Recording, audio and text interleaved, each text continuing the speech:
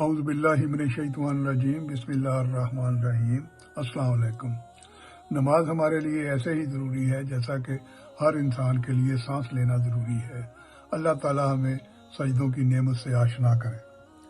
تو آج میں چیپٹر نمبر 38 شروع کر رہا ہوں۔ جو پچھلی آیت ہم نے 89 یعنی کہ 99 پر چھوڑی تھی، اب اس سے آگے کا حصہ جو ہے سورہ النحل کا وہ میں پیش کروں گا۔ تو آیت نمبر 90 ہے، بے شک اللہ انعام کا، احسان کا اور رشتہ داروں کو ان کے حقوق دینے کا حکم دیتا ہے اور بے حیائی، بدی اور ظلم سے روکتا ہے۔ وہ تمہیں نصیحت کرتا ہے تاکہ تم نصیحت قبول کرو۔ تو آیت نمبر 91، اور جب تم نے کوئی معاہدہ کیا ہو تو اللہ سے کیے ہوئے عہد کو پورا کرو اور قسموں کو پختہ کرنے کے بعد انہیں نہ توڑو، جبکہ تم اپنے اوپر اللہ کو گواہ بنا چکے ہو۔ تم جو کچھ کرتے ہو یقیناً اللہ اسے جانتا ہے۔ آیت نمبر 92، اللہ اس کے ذریعے تمہاری آزمائش کر رہا ہے اور قیامت کے دن وہ باتیں ضرور کھول کر بتا دے گا جن میں تم اختلاف کیا کرتے تھے۔ آیت نمبر 93، اور اگر اللہ چاہتا تو تم سب کو ایک ہی امت یعنی کہ ایک ہی دین کا پیرو بنا دیتا، لیکن وہ جس کو چاہتا ہے اس کی ضد کی وجہ سے گمراہی میں اسے ڈال دیتا ہے، اور جس کو چاہتا ہے ہدایت تک پہنچا دیتا ہے۔ اور تم جو عمل بھی کرتے تھے اس کے بارے میں تم سے ضرور بات پرس ہوگی۔ تو آیت نمبر 94، اور تم اپنی قسموں کو آپس میں فساد ڈالنے کا ذریعہ نہ بناؤ، جس کے نتیجہ میں کسی اور کا پاؤں جمنے کے بعد پھسل جائے، پھر تمہیں اس کو اللہ کے راستے سے روکنے کی وجہ سے بری سزا چکھنی پڑے اور تمہیں ایسی صورت میں بڑا عذاب ہوگا۔ آیت نمبر 95، اور اللہ کے عہد کو تھوڑی سی قیمت میں نہ بیچ ڈالو، اور حقیقت سمجھو تو جو اجر اللہ کے پاس ہے وہ تمہارے لیے کہیں زیادہ بہتر ہے۔ کئی علماء جو ہیں وہ ایسے ہی دم درود کے پیچھے پڑتے ہیں اور لوگوں سے پیسے ٹھگتے ہیں۔ یہ تقریباً ادھر ہی اشارہ ہے کہ جو ہے اللہ کی جو ہے آیات ان کو بیچو نہیں۔ ہاں جی۔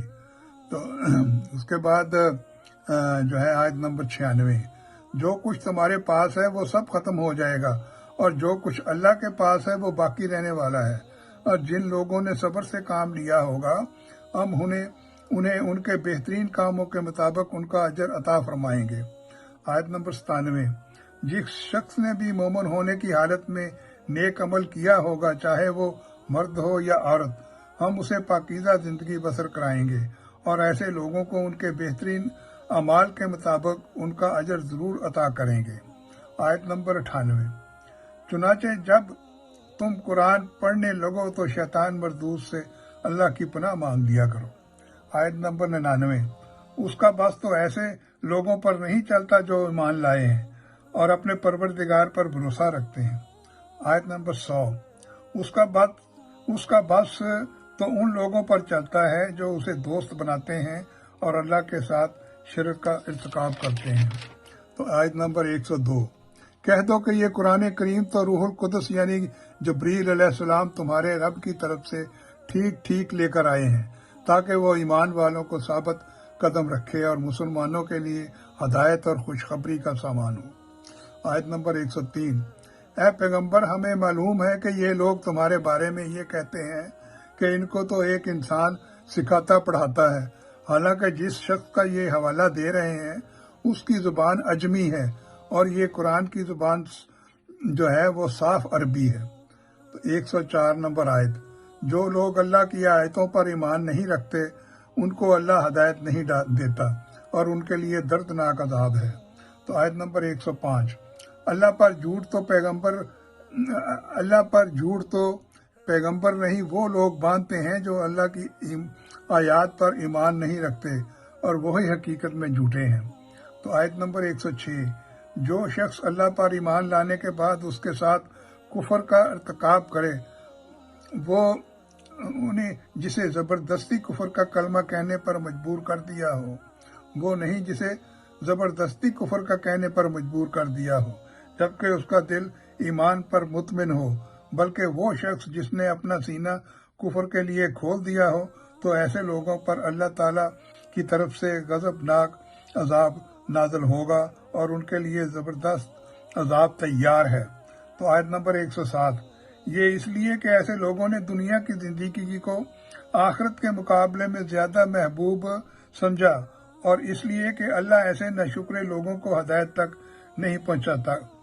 آیت نمبر 108، یہ ایسے لوگ ہیں کہ اللہ نے ان کے دلوں پر، ان کے کانوں پر اور ان کی آنکھوں پر مہر لگا دی ہے، اور یہی لوگ ہیں جو اپنے انجام سے بالکل غافل ہیں۔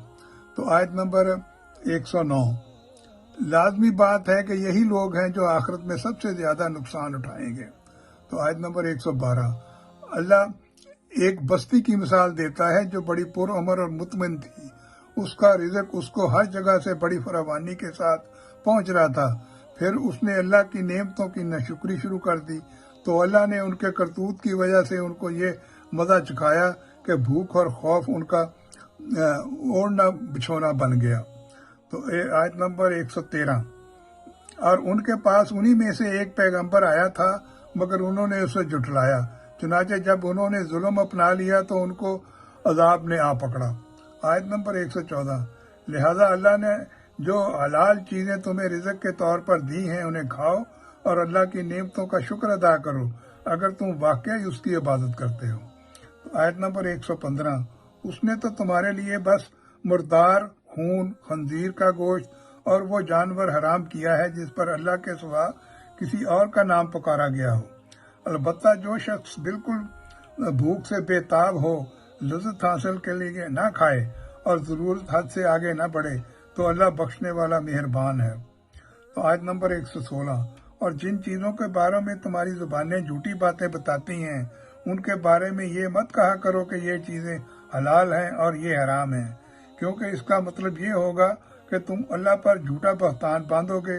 یقین جانو کہ جو لوگ اللہ پر جھوٹا بہتان باندھیں گے، یقین جانو کہ جو لوگ جھوٹا بہتان باندھتے ہیں وہ فلاح نہیں پاتے۔ تو آیت نمبر 117، دنیا میں انہیں جو عیش حاصل ہے وہ بہت تھوڑا سا ہے اور ان کے لیے دردناک عذاب تیار ہے۔ آیت نمبر 119، پھر بھی تمہارا رب ایسا ہے جن لوگوں نے نادانی میں برائی کا ارتکاب کر لیا اور اس کے بعد توبہ کر لی اور اپنی اصلاح کر لی، اور ان سب باتوں کے بعد بھی تمہارا پروردگار بہت بخشنے والا ہے۔